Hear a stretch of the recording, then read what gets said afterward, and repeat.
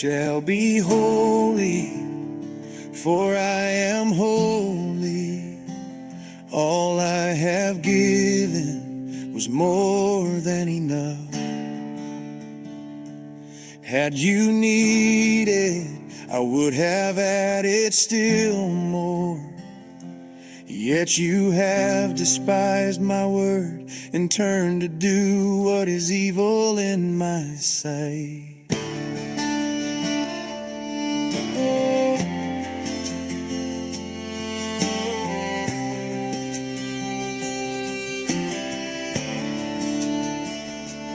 Father, I have sinned against heaven, no longer worthy to be called your son. Hide your face from all my transgressions, blot out the stains my sin has done. You,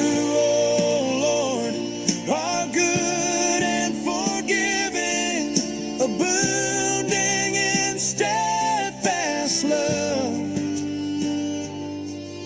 to all who call upon your name, through Jesus Christ your Son.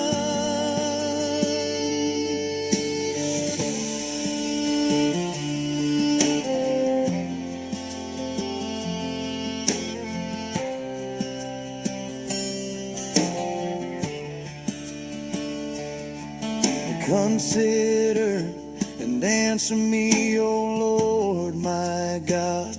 Light up my eyes, lest I sleep the sleep of death. Do not forsake me in my weakness. Shine your salvation, give me breath. You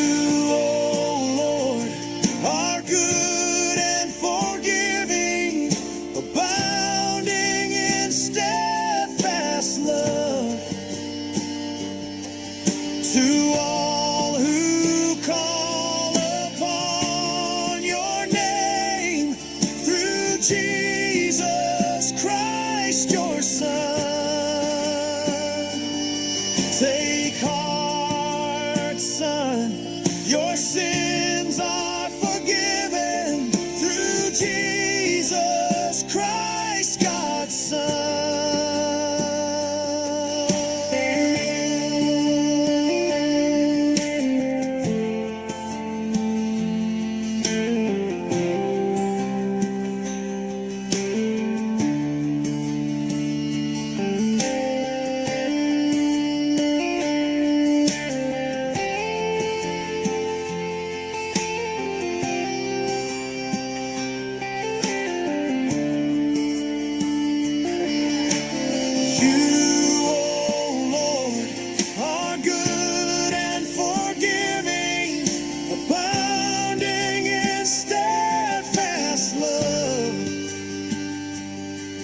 To all who call upon your name, through Jesus Christ your Son.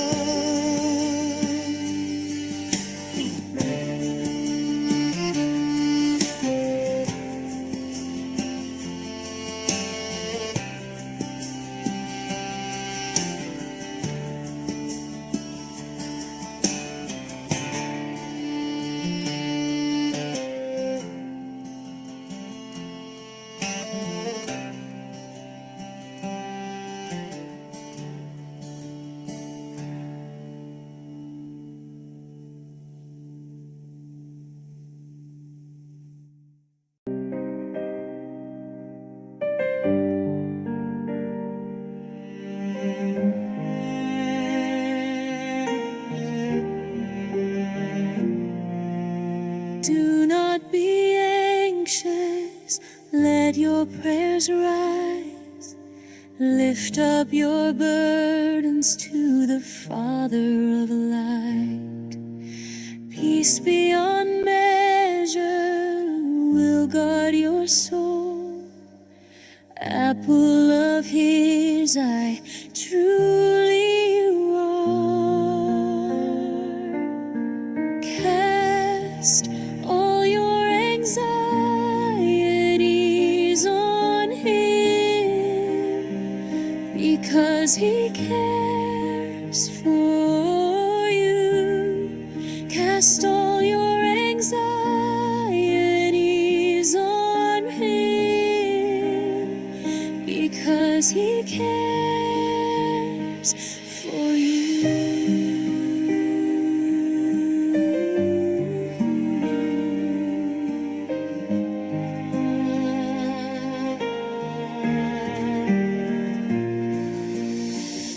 If you ask, he gives gifts from above, a Father of mercy, a fountain of love. Never forsaken, his children are fed. He keeps his promise, his word is our bread. Cast all your anxieties on him, because he cares for you. Cast all your anxieties on him, because he cares for you.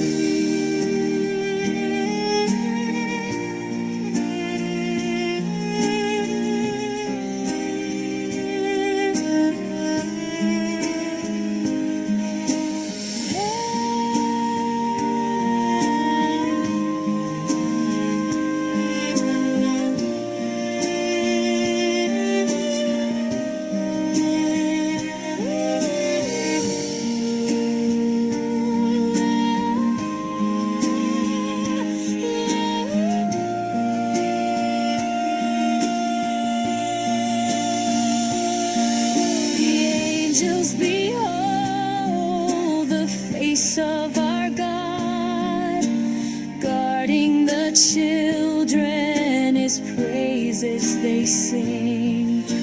Heavens embrace his glory revealed. In his compassion our hearts are healed.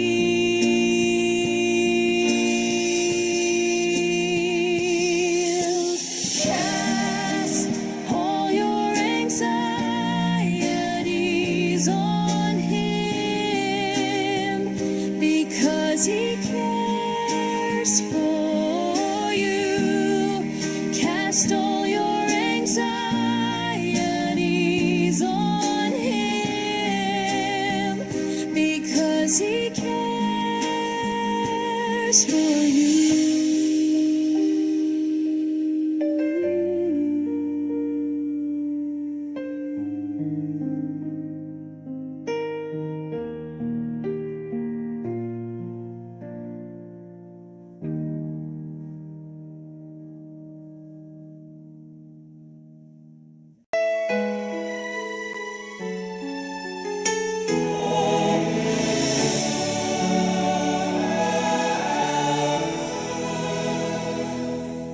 Please, Lord, how can I stand? My strength is small, I am the least. Depart from me, for I am a sinful man. Oh Lord, we confess our frailty, our trembling hearts, yet you call us still, set us apart. A thorn was given me in the flesh. 3 times I pleaded with the Lord, But he said, my grace is sufficient for you, for my power is made perfect in weakness. I will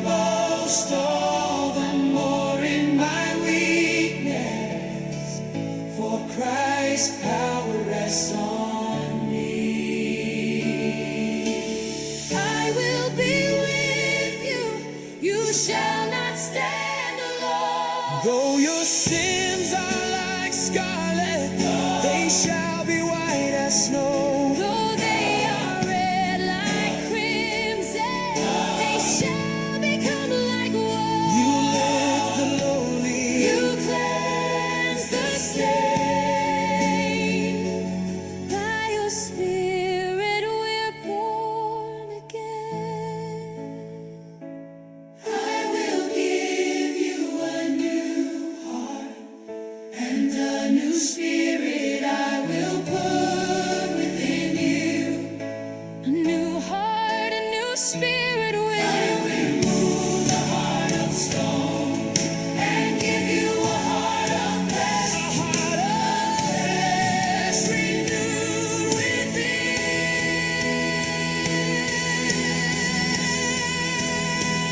You make us new. You make us whole. Your spirit breathes life into our soul. My grace is sufficient for you. For my power is made perfect in weakness. I will boast all the more in my weakness, for Christ's power rests on me.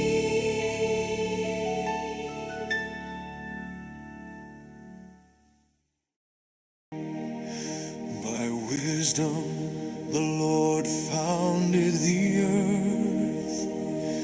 By understanding he established the heavens.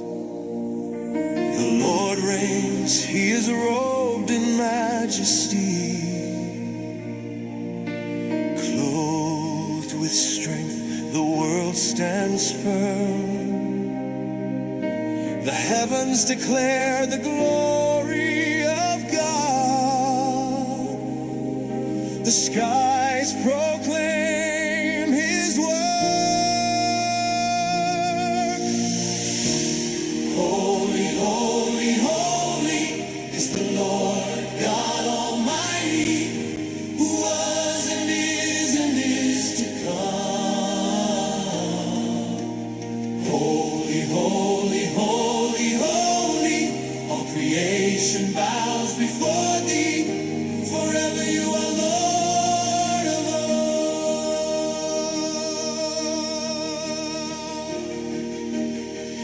He stretches out the heavens by his power. He treads upon the waves of the sea. Behold, these are but the outskirts of his ways. How faint the whisper we hear of him. Forever we will sing, worthy is the King. Glory to his name, Jesus Christ reigns.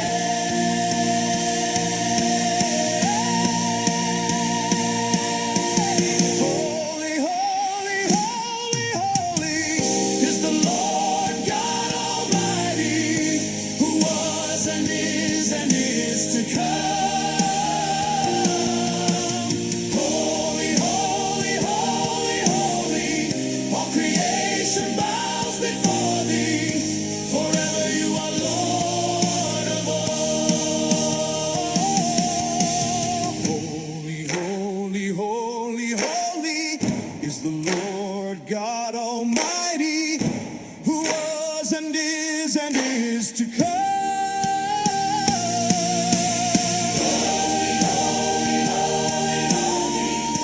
Creation bows before thee. Forever you are Lord of all.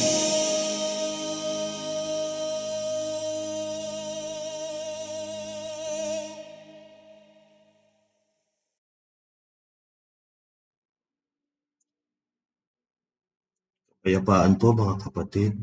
Sumatin po ang kapayapaan ng Panginoon. Gandang gabi po mga kapatid. Manalangin po muna tayo. ihanda po natin ang ating sarili sa pananalangin, mga kapatid. Ama namin sa langit, pinupuri po namin ang iyong pangalan, ang iyong makapangyarihang kamay na lumikha po ng lahat, pati na rin po kami. Ama,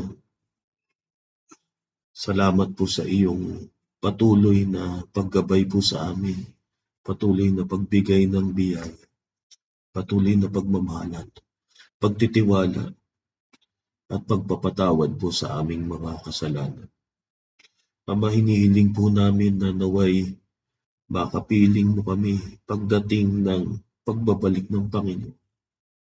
Isama mo nawa kami sa unang pagbangon.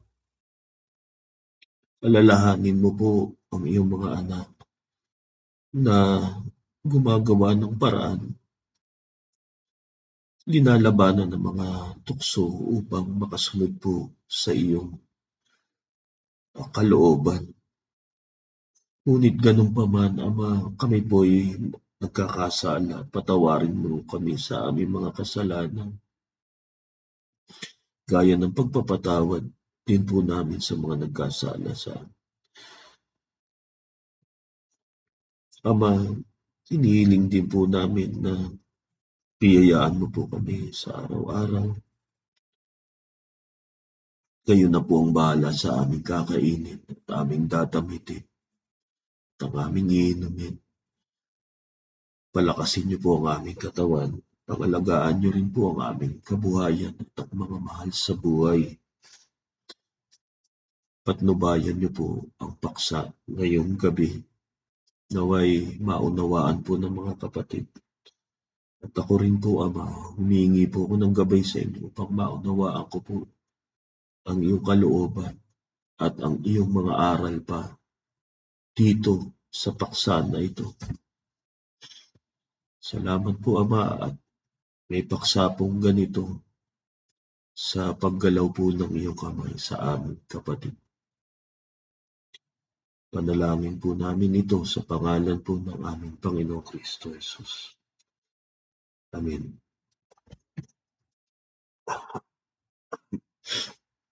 Muli, magandang gabi mga kapatid. Babalikan lang po natin yung paksa, yung tungkol sa mga demonyo. Nung nakaraan, nagpaksa tayo, sinimulan natin yung introduction para mabasa natin ang buong Biblia. Pero meron tayo kasing naiwanang mahalagang paksa. Itutuloy po muna natin ito. So magbibigay daan muna yung pangako ko sa inyo na ituloy yung paksa. Tapos meron pang isang paksa na i-deliver din. Let's see, maybe in 2 weeks, yung tungkol sa hell. Ang tagal na namin pinaghahandaan ito ni Brenda Force. So mga kapatid, ituloy na po natin itong tungkol sa demonyo. Meron pong mga theories tungkol po sa origins ng demonyo. Ayan naman po sa visual aids. Pero pag-usapan natin in Taglish. Itong unang theory, ang mga demonyo raw, mga fallen or rebel spirits. Spirits na lang ang binanggit kasi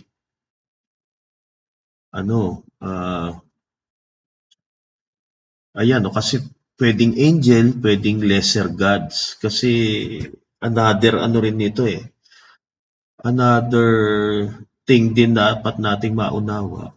Kasi naging general pag lingkod ng Diyos na espiritu, anghel. Pero iba-iba po ang tawag dyan. Merong seraphim. So ito po, yung may tinatawag din na sons of God,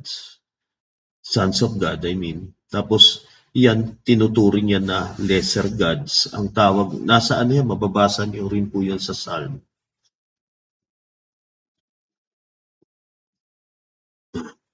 So ito, mga rebelde raw po ito. Yan po ang pinagmulan ng fallen or rebel spirits. I'm sorry, ng demons. Yung fallen or rebel spirits, mga rebelding espiritu, mga dating anghel, mga dating lesser gods. Pangalawang theory, ito yung sa ating Pilipino, may pagkaganyan tayo, pero hindi tayo unique. Pati yung ibang cultures, may ganito rin paniniwala. So, spirits of the dead daw yan. Saka local spirits, yan daw yun. Yan yung mga hindi matahimik na mga ninuno. Tapos yung mga nagbabantay daw sa nature, nagbabantay sa puno, sa kagubatan, at sa kuweba, kung ano-ano pa. Ayan yung pangalawang theory.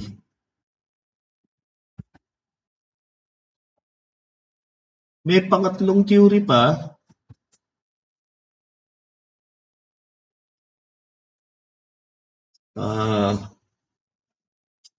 Mga external temptation, disease, and social disorders.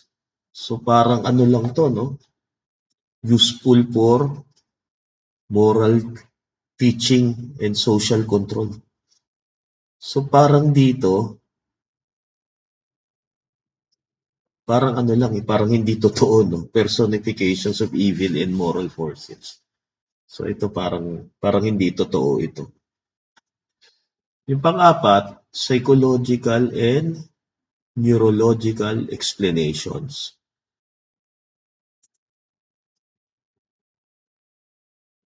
Parang psychosis, yan makikita nyo, dissociation, parang may psychological issue lang daw ang tao. Parang, yun din, parang ina-underplay din yung demons, na parang walang demons, parang lang yan, psychosis. Ito yung pang-apat.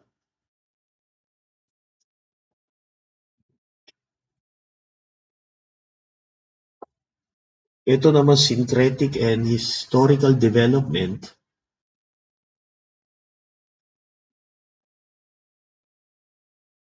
Parang no? Nag-evolve lang siya nung cultures. Nagtakbo-takbo ang mga cultures. Parang nagkokopyahan daw ng paniniwala ang mga culture once nagkaroon ng meet or cultural intercourse. So parang kopyahan lang. Yan yung isa pang theory.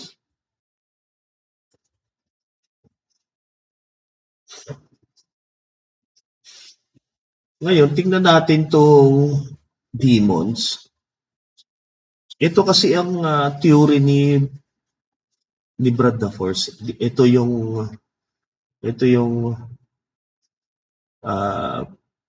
na yung pinaniniwalaan niya. Tingnan niya natin kung tama pagkaalala ko. Sa Mateo 12, versikulo 43 hanggang 45.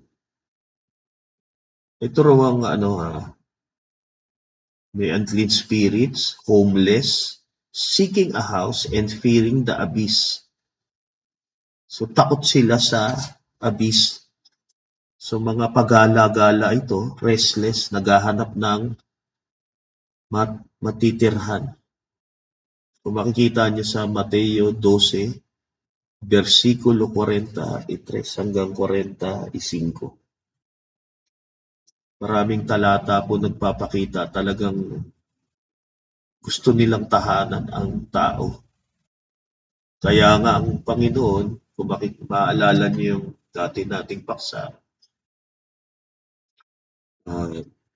ang mission ng Panginoon, pangunahin, ipangaral ang pagdating ng kaharian ng Diyos. Pangalawa, magpagaling. Kasama na yung spiritual na pagpapagaling yan, pagpapalayas ng demonyo. Kasi kalat ang demonyo ng panahon ng Panginoon. Napakarami yan. Kaya nga sa panahon natin, kung may mga skeptics, ang iisipin, kathang-isip ang nakasulat sa Biblia kasi napakaraming demonyo. So yun nga ang mission ng Panginoon. Kaya nabawasan sila dahil sa pagpapalaya sa kanila ng Panginoon. So tuloy po tayo mga kapatid. Etong Rephaim, mga dead giants ito or warrior spirits, mga higante.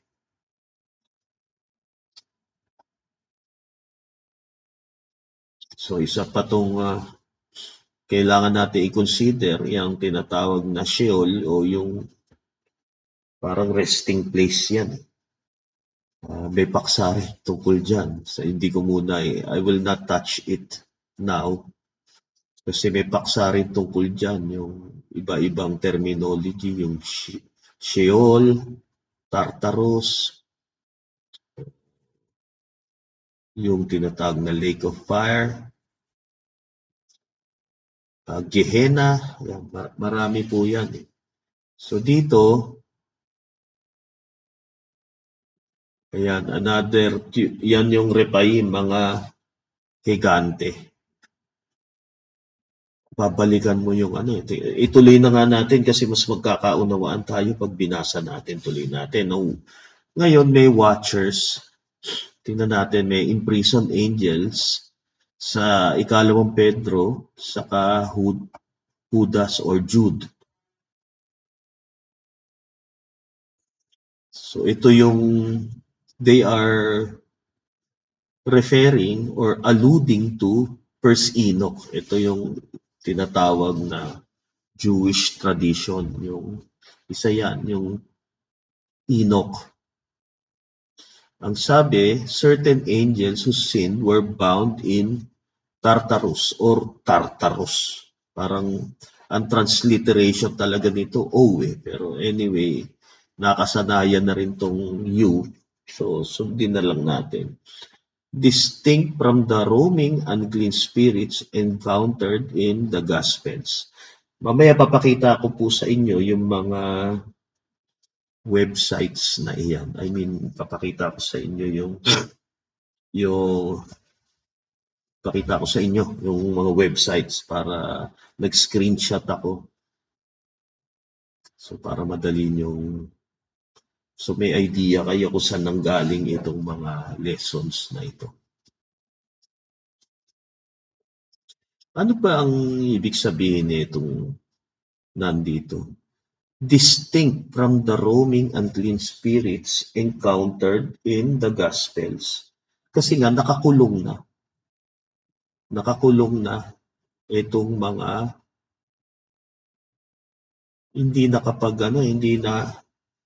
hindi sila nagstay kung saan dapat sila.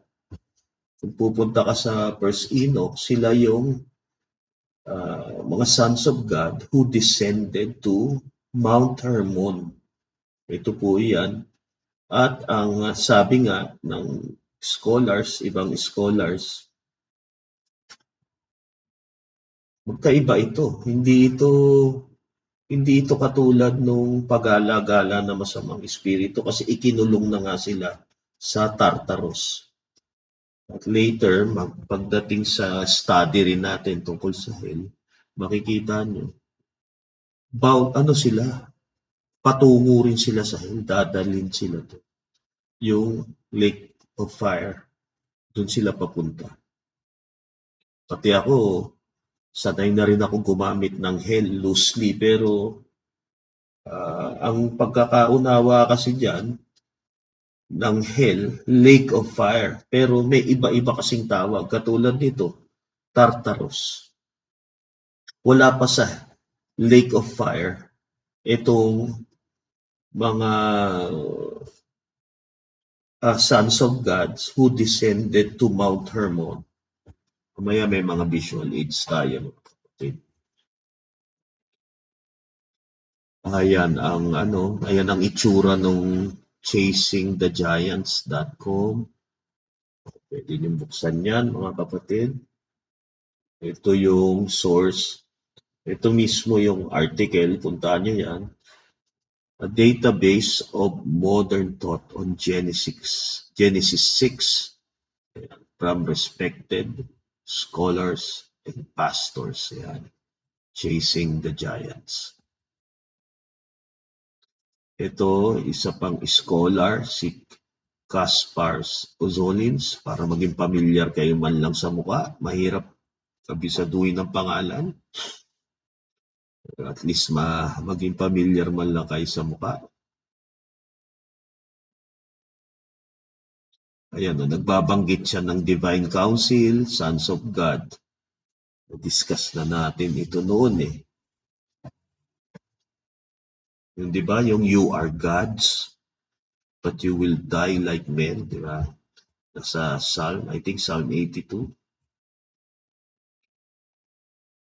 Ayan, Sons of God. Nasa Deuteronomio. Nakalimutan ko yung talata. Nasa Deuteronomio yan eh, yung dinivide ngayon yung mga tao based sa bilang ng Sons of God na later nagpakasama. Ang sabi ng scholar, 72 daw ang bilang. So dinivide sila dahil sa kasalanan nila noong Genesis 11. Yung tungkol sa Tower of Babel. Tuloy, ayan si Mike Winger. Ayan, very popular itong si Mike Winger sa YouTube. Kung gusto nyo ng mga basic na sagot, sinisimplify niya yung mga bagay. Hindi niya ginagawang palalimin para lang maging impressive. Parang nature niya talaga na i-simplify ang matters. Marami rin ako natutunan dito kay Mike Winger. So, pwede rin nyo rin bisitahin yung YouTube niya. Si Mike Winger. Ayan, nagdi-discuss din siya yan. Nephilim, Sons of God. Yan.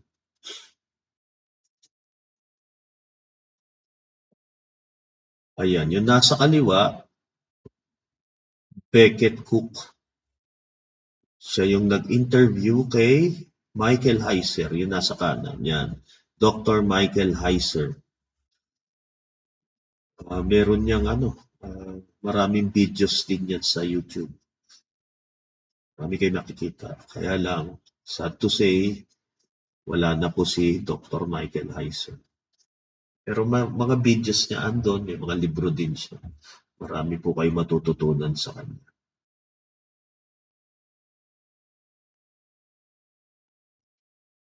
Ito si Allen Nolan. Scholar din yan. Shari Abbott. Actually, hindi ko nakilala yung iba eh. Ayan, Dr. Michael Heiser. Ang maganda kasi kay Dr. Michael Heiser, kinompile na niya yung mga diniscuss na mga scholars tungkol dyan sa yung mga kakaiba, yung mga malalalim na topics katulad niyang demons, yung Divine Council, Sons of God. So, Dr. Michael Heiser did a great job in compiling the scholarly works. Kumbaga yung dating exclusive lang sa kanila among scholars, he made it public. Yun may libro siya, pero satisfied na rin ako sa YouTube eh. May YouTube kasi na mga dinidiscuss din ni Michael Heiser yun. Tapos nagbabasa naman ako ng Bible. So, that's it. Tapos andyan si Brad the Force. Siya na nagre-research para sa atin. So, masaya na ako doon. Medyo pressured din kasi complicated yung topics ni Brad the Force. Pero na rin eh. hinahatid na rin, itinatawid na rin sa atin ni Brad Force itong mga hiwaga na to, mga malalalim na topics na to. Okay. So tingnan natin itong mga scholars na ito. Sabi ni Michael Heiser, disembodied Nephilim spirits. So, pre-flood giants persisted as demons. Yan ang key claim. Kay Moller, fallen angels, hybrid offsprings.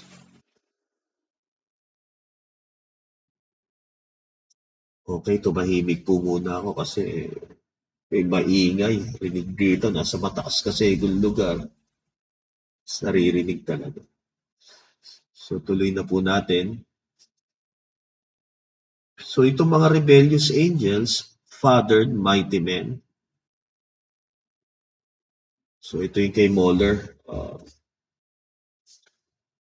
Ganun nga Genesis 6 talaga maganda, balikan nyo po yung Genesis 6. Nandiyan talaga ang scriptural foundation nito. Ito si MacArthur.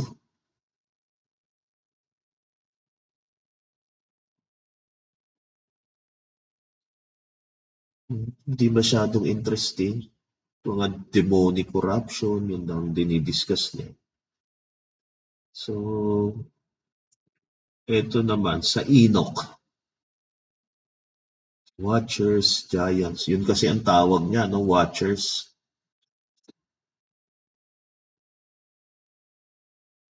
May link daw talaga yung Watchers, Nephilims, kasi ang evil spirit. Yun ang tinatawag na Second Temple tradition. Ano ba ibig sabihin ng Second Temple? Ang ibig sabihin kasi niyan, di ba sinira dati yan nung, I think, Babylonian Empire? Tama ba? Nebuchadnezzar? Or yung isa, Cyrus? Anyway, they were exiled, or Darius. So yung let's double check. Pero nung na-exile kasi nahati kasi yan merong Northern sa Southern Kingdom. So na-exile sila, nasira na yung temple or sinira yung temple. Pagbalik nila, rebuilding of the temple, yan. Kaya naging Second Temple. Yan po yan basically. Anyway, puntahan natin yan in detail sa susunod. Total, babasahin naman natin ang buong Bible. So, tingnan natin. Ito namang human o ruler interpreters. Wala raw demon origin sa Genesis 6. Wala. Hindi sila naniniwala sa narrative or sa view itong nila Michael Heiser. So next na po tayo mga kapatid. Okay, ito na. Ito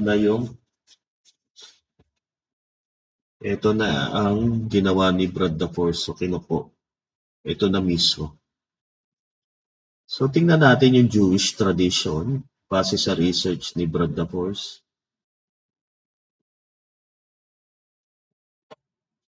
So ito, first Enoch.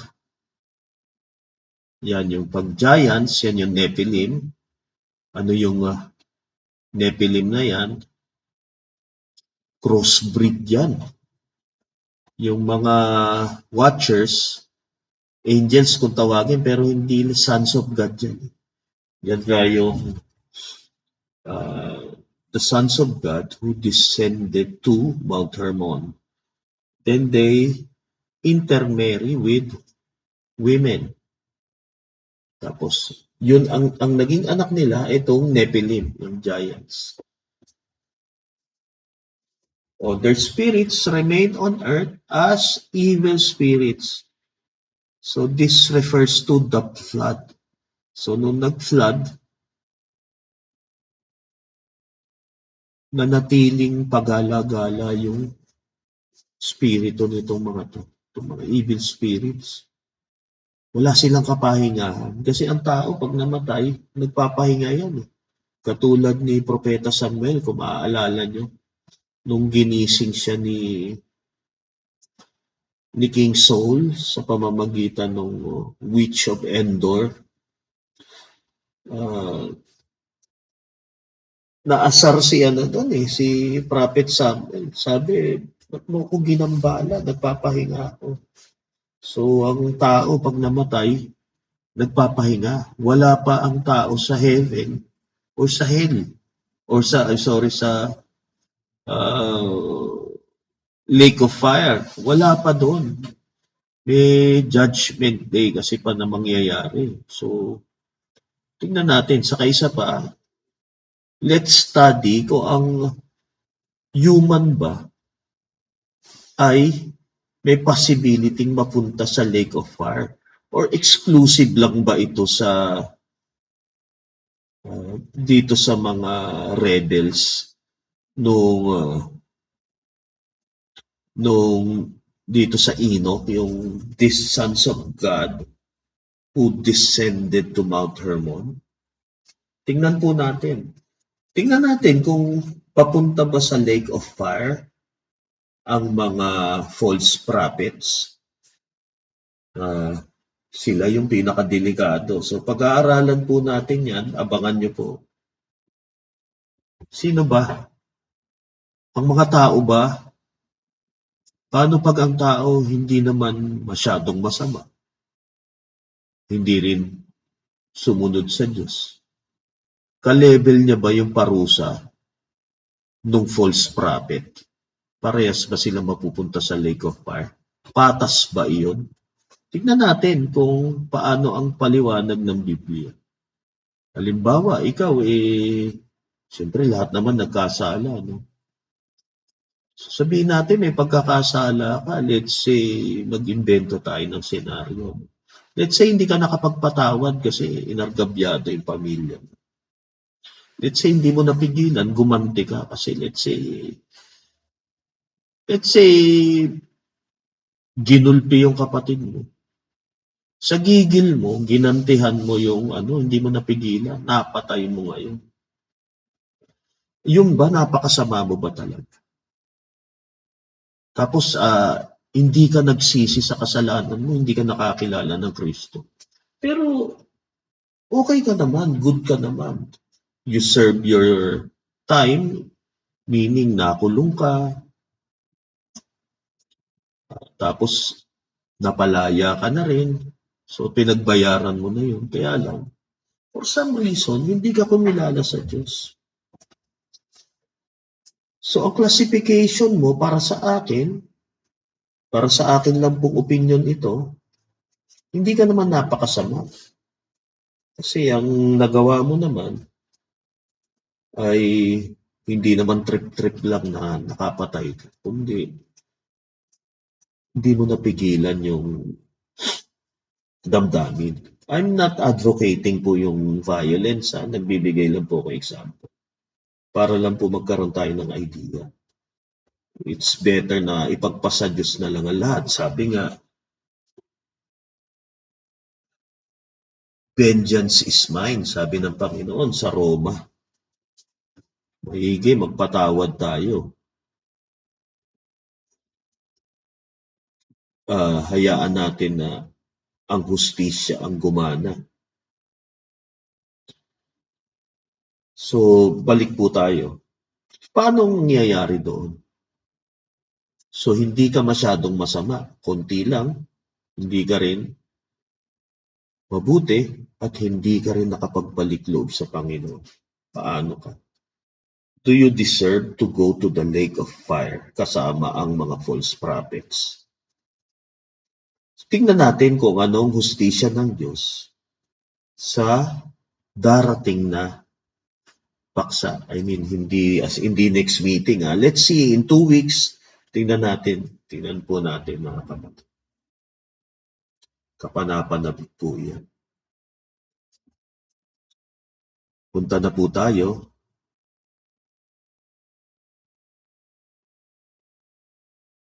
Punta po tayo dito.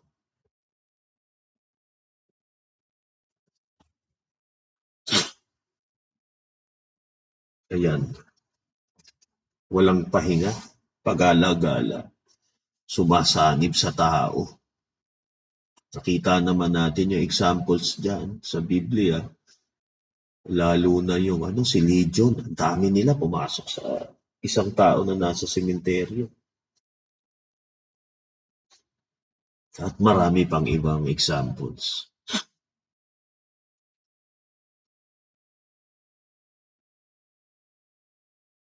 Okay.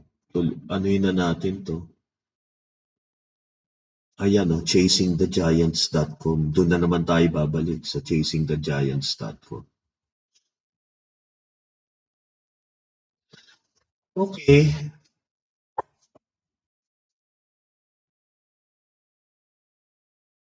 Ito yung so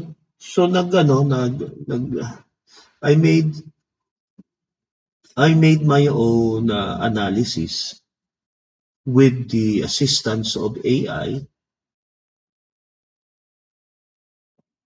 Nagkaroon kami ng dialectic. Nakita ko naman persuasive yung model. Yun nga, ito, ano ba yung, teka, balikan natin, baka hindi tayo nagkakaintindi. Ano ba yung model? Ayan disembodied restless spirits of the Nephilim or Rephaim. So, ano yung Nephilim? Yan yung anak ng son of God at babaeng tao. Yun ang bunga, yung Nephilim. So, tapos later, nung namatay sila, hindi sila nagkaroon ng kapahinga. Pagala-gala sila. Hindi matahimik na mga espiritu. So, balik tayo dito. Persuasive nga yung model. Ano rin ito in-tuned yung view ni Brad Daforce doon sa mga scholars. Isama mo na yung Jewish tradition. Itong Enoch. Tapos ito pa, behavioral data in the Gospels. Kung makikita nyo, takot ang mga demonyo sa abyss. Itong abyss na ginagamit, ito rin yung ito rin yung kanina, yung Tartarus. Yan yung kulungan ng mga rebuilding sons of God. Itong mga hindi sila dinala doon. Hinayaan lang silang pagala-gala. Tapos later, yan nga, ang Panginoon reclaimed the nation. So nagpalaya siya. Kung makikita nyo, ano sabi ng Panginoon? Kapag nakakita na nga kayo na nagpapalayas ng demonyo, ang anak ng tao, dumating na nga ang kaharian ng Diyos sa inyo. So ganun pala yun. Naalala nyo, nag-discuss ako nito, matagal na. Napakakomplikadong mga bagay. Anyway, let's seek some clarifications and elaborations from Brad Daforce regarding this matter. Papunta po tayo. Early Christian reception.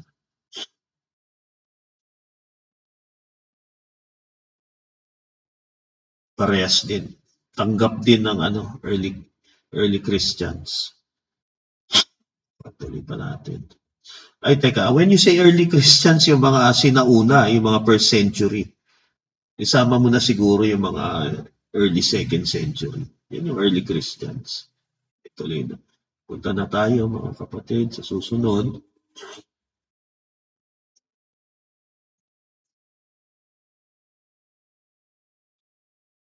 Ayan, paulit-ulit lang naman tayo. Homeless, body-seeking, fearful of the abyss. Ayan, binabanggit na naman yung Nephilim bodies. It resolves Jude sa 2 Peter tension. Kasi binabanggit ni Jude sa ni 2 Peter. Kung maalala nyo nga pala, ang First Enoch, it is not considered as canonical. Hindi to kasama dun sa Biblia natin. Ako, I'm using ESV. First Enoch is not there. Pero si Jude and second and Peter alludes to the book of Enoch. Bakit? Ibig sabihin, may timbang yun. May timbang yung libro na yun. Ngayon, kung paano gamitin ang Book of Enoch, that's another matter. Actually, may pinaghahandaan nga pala ako sa inyo, papakita ko sa inyo, bago tayo lumabas dito sa Biblia, no? Bago tayo pumunta sa Enoch. Kung ano muna yung nakapaloob sa Biblia, pag-aralan muna natin, tapos pag nag-resume na tayo dun sa pagbabasa natin ng Biblia, I mean yung, di ba, I set a goal for us to study the Bible in 6 months. Actually, alam ko hindi rin magkakatotoo yun eh. Ano yun eh, pangarap yun. Pero kasi maganda nagsiset tayo ng mabigat na goal. Para kung pumalya, edi 2 years, good na yun. We will study the Bible, yung outline. Bibigay ko sa inyo mga controversial verses, pati yung mga verses na surreptitiously added, pati yung mga pinilipit na talata. Yan, mga i-discuss natin yan, mga kapatid. Yung mga hilig pilipitin ng iba't ibang sekta. So anyway, darating din po tayo, i-discuss din natin itong Enoch, pero tapusin muna natin yung ibang portions of the Bible. Pero I guess, mas mahagip natin uli ito sa pag nakarating na tayo sa Jude sa 2 Peter. Okay, tuloy na po tayo mga kapatid.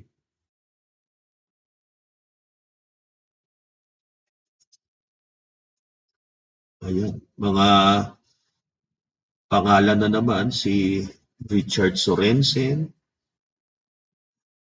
si Jang Gonzales. Ayan, pakitingnan na lang po itong table na to. Research ko rin ito. Pinoprovide ko lang ito sa inyong mga pangalan na ito in case na you want to dig deeper. Pero I think sapat na ito eh. Pag natapos na natin itong paksa na ito ngayon, I think sapat na eh kahit hindi mo na puntahan itong matitinding detalye na ito. Mamaya, you will see. Tuloy po natin mga kapatid. Ito na. Merong naobserbahan si Brenda Force at I think naobserbahan din ito ng ibang scholars. Maraming scholars. Tingnan nyo. I think si Michael Heiser, naobserbahan din ito. Si Dr. Michael Heiser. So, makikita nyo sa Genesis 10 verses 15 to 20. So, ito yung mga Canaan's descendants and settlement areas. Itong, ayan, tingnan nyo na lang yan.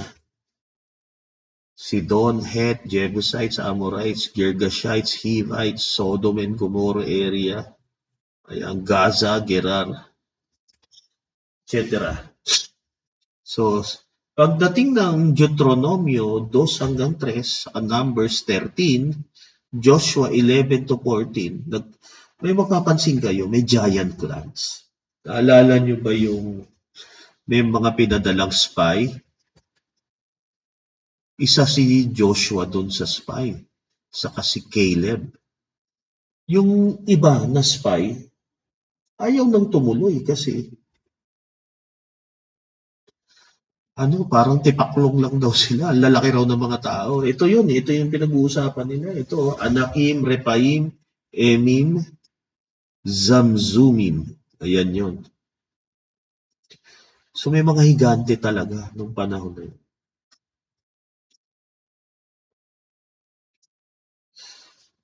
Na-discuss na rin natin kung anong ibig sabihin ng higante, mga kapatid. Kung nakikinig kayo sa paksa nung nakaraan, nung nag-discuss tayo tungkol sa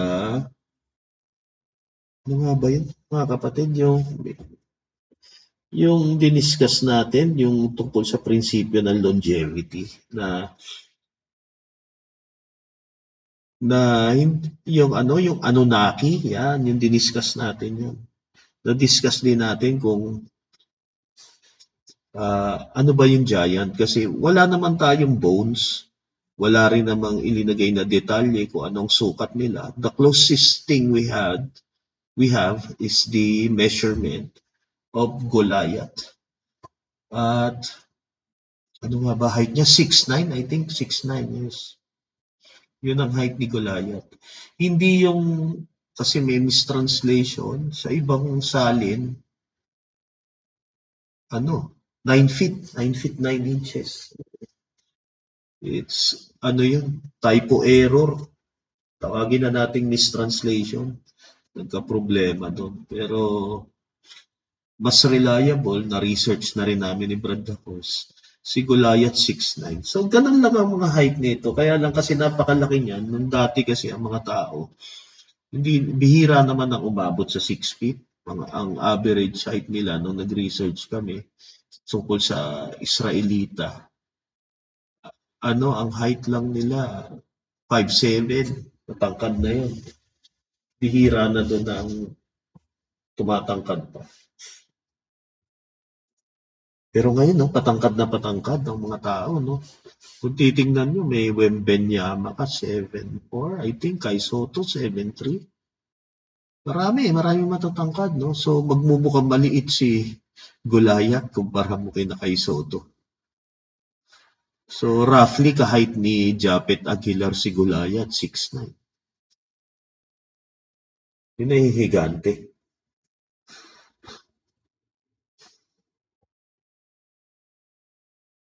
Ituloy po natin, mga kapatid.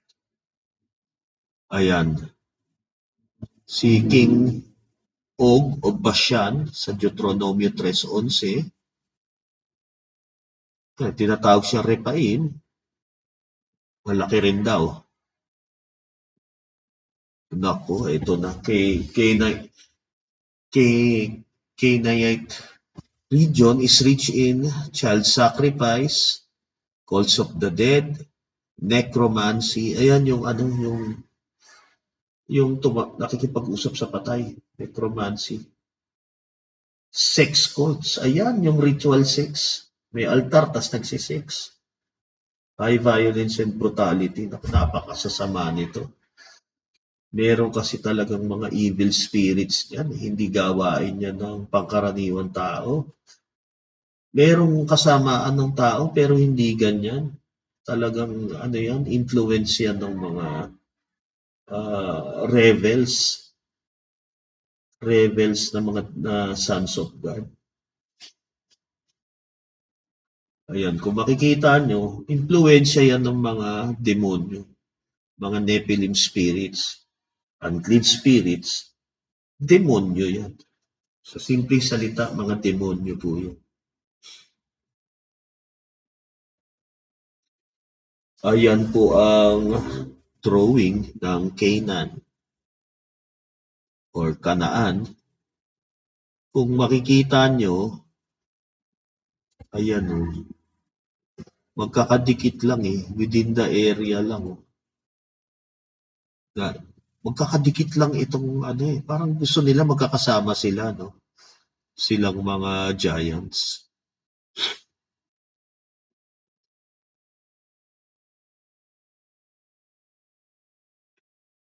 Ito ang siguro tinutugis din kasi sila tinutugis din sila kaya may unique kasi dito sa mga ito, higante sila. Tapos, you have to, nag-speculate lang ako. Siyempre, you have to think of the psychology. Lalayuan talaga sila ng mga tao. Dahil ang lalaki nila Si Goliath, kinakatakutan niya nung sa Israel. Nung nakalaban ni King David. I mean, hindi pa king si David noon. Pero kinakatakutan si Goliath. So yan, makikita niyo mga kapatid. they they live within a relatively small area in Canaan. Magkakadikit lang silang mga higante. Ayan po. Sinama ko na rin yung Philistine kasi nandyan si Goliath eh. Tuloy na po natin. Hindi sila lumalayo, no, mga kapatid. Okay, tuloy na po natin. Ayan na yung banggit tayo ng banggit, yung watchers. Bene Elohim, sons of God. Okay, ano lang ito? Elaboration lang ito. Genesis 6, verses 1 to 4. Ayan yan. Itong elaboration lang ulit ito na nabanggit kanina, 2 Peter chapter 2 verse 4, saka Jude 6. Punished by immediate imprisonment. Ayan ang word na ginamit ni Jude. Angels who did not stay with their own position, he has kept in chains under gloomy darkness. Hindi nag-ingat ng kanila, ng kanilang tahanan. Yan yung nangyari sa kanila, ikinulong sila.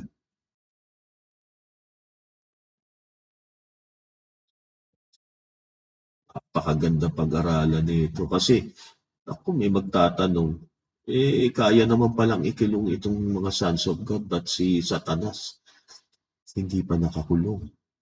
Diba?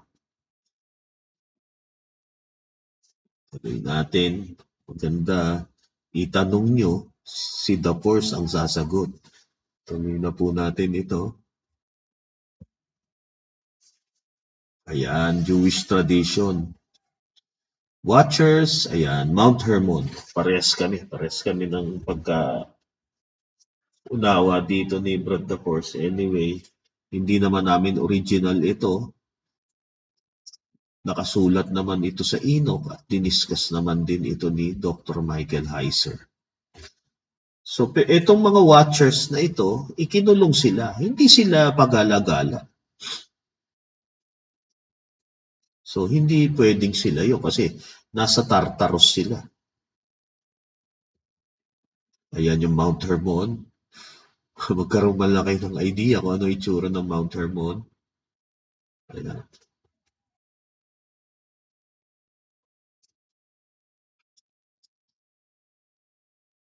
Yan yung nasa paanan ng Mount Hermon, Caesarea Philippi.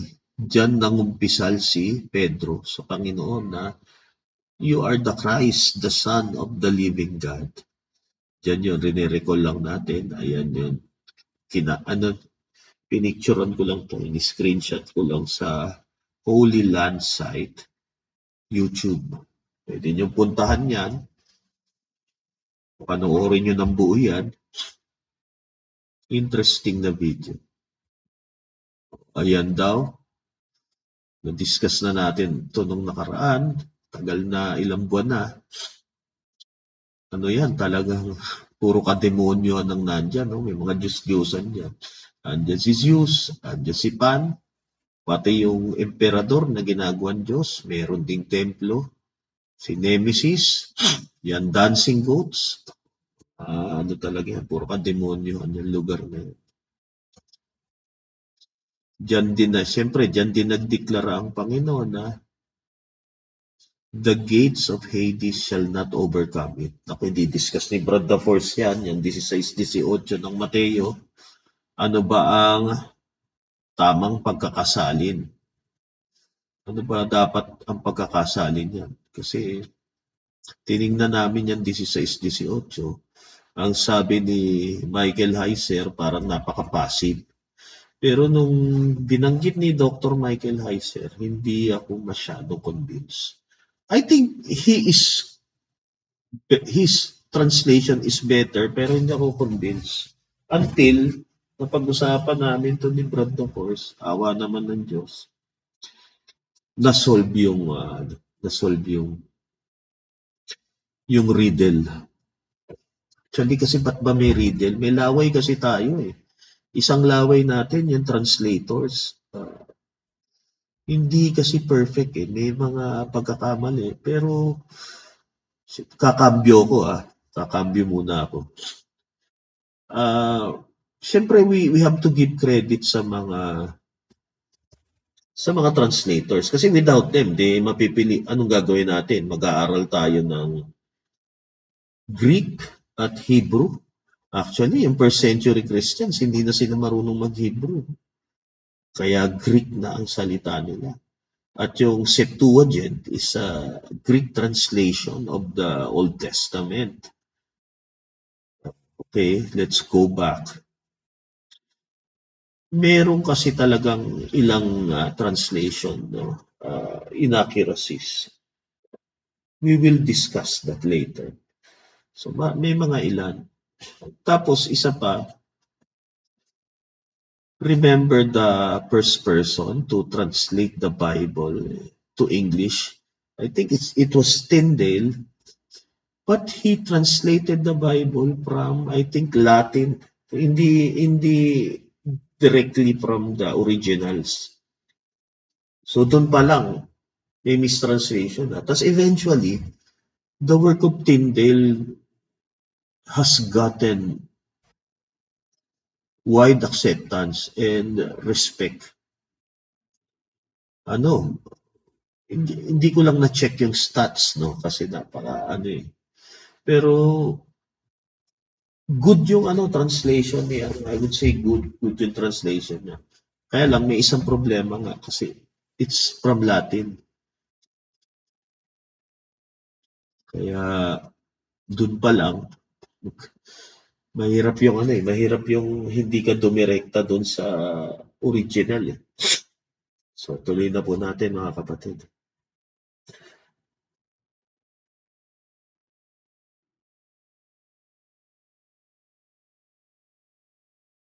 Ayan. Okay, reiteration lang. So yung nalunod nung baha, nung Great Flood, nung panahon ng Noah, yung nalunod yung mga Nephilim, yung mga higante, naging evil spirits, hindi nagkaroon ng kapahinga. Yun ang mga naging demon. Okay, tuloy na po natin.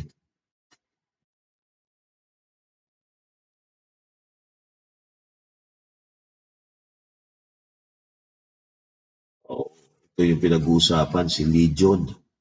Sa Marco 5, 1 hanggang 20. Ayan takot na mapunta sa abyss. Again, yung abyss means Tartarus.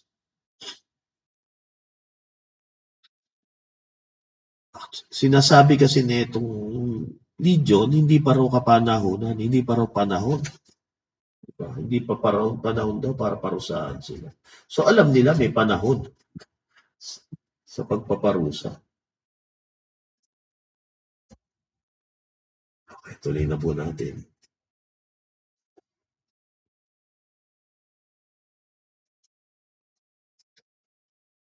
Parang kamukha.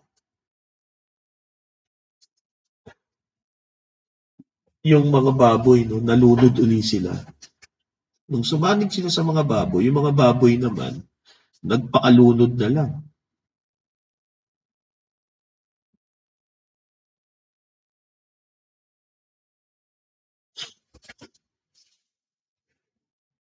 Ano nga ba to? Yung kamukha, no? Parang kamukha ng flood story, no? Maganda yung observation dito first. Ayan na yung sagot sa tanong, bakit tumpok-tumpok lang sila? Ito ang stand ni Brad Dapos. Bound lang sila sa certain territories, hindi sila makalabas doon. Tapos later, Jesus deliberately invades those hotspots. Yun yung pinakita ko po sa inyo kanina. Naku, ito na. I think this is original. Naalala ko, original ito ni Brad Dapos. Tingnan nyo. Bakit ang Kanaan ang pinaka-corrupt?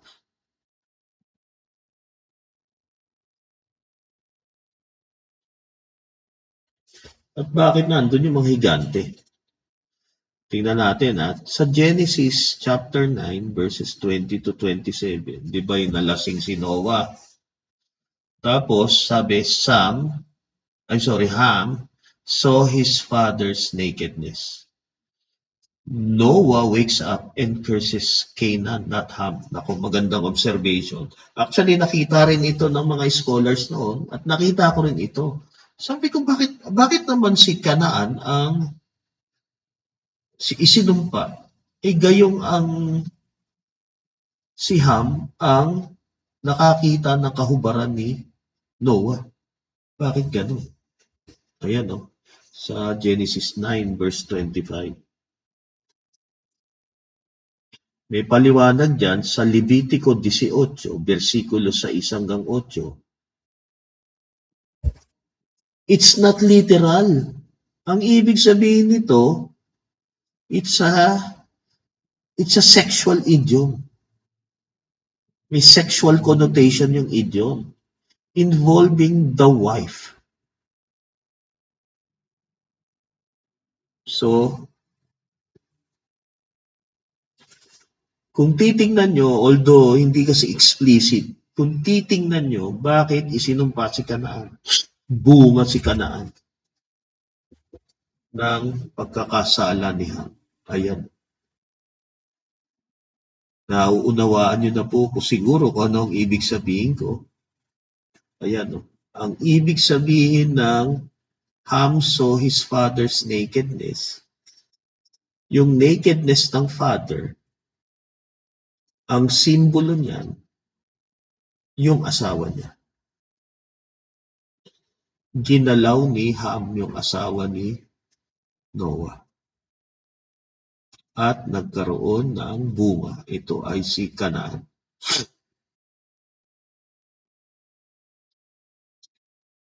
Siyempre, sinulat ang Biblia, pati ang Genesis, after the fact.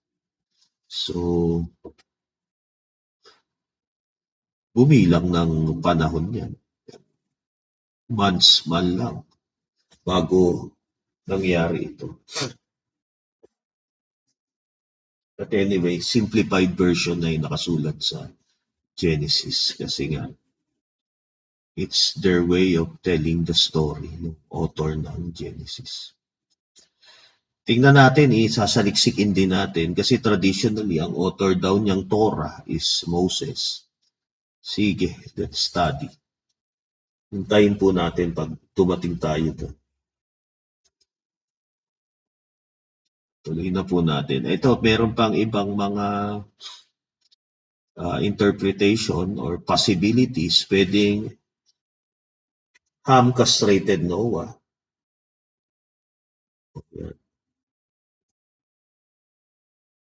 Yung ibang interpretation nga pala dyan ng mga makabago, homosexual daw si Kanaan. Si Ham. Budding Garci daw. Yun ang doon. Yun ang interpretation ng ito.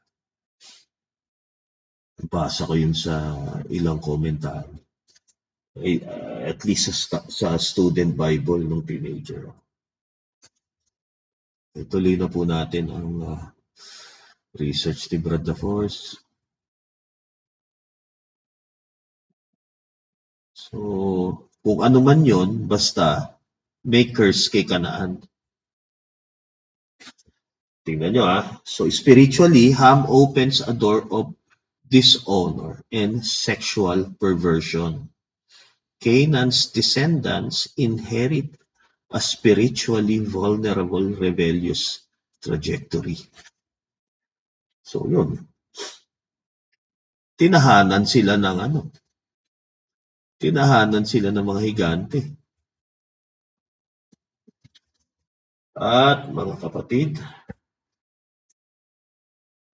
Hanggang dito na lamang po ang paksa.